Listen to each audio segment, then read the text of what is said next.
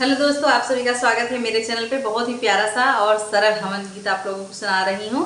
अगर चैनल पर नए हैं तो आप लोग चैनल को सब्सक्राइब कर लें, वीडियो को लाइक करें और ज़्यादा से ज़्यादा लोगों में शेयर करें।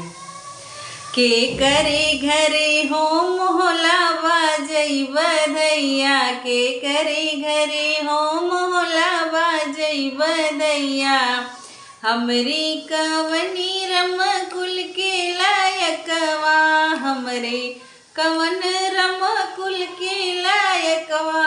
ओ नहीं घरे हो मोहला बाजई बधैया, ओ नहीं घरे हो मोहला बाजई बधैया। के करे घरे हो मोहला बाजई बधैया।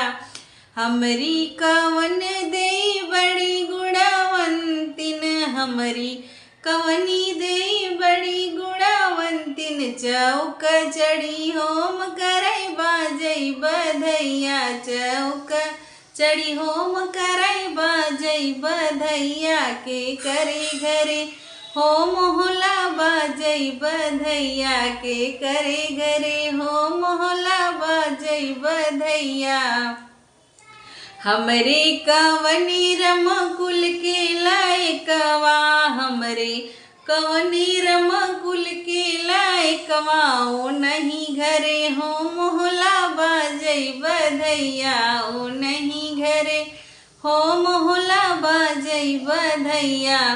हमरी कवनी दे बड़ी गुणवंतिन, हमरी कवनी दे बड़ी गुणवंतिन। चौक चढ़ी होम करे बाजई बधैया, चौक चढ़ी होम करे बाजई बधैया। के करे घरे हो मोहला बाजई बधैया, के करे घरे हो मोहला बाजई बधैया।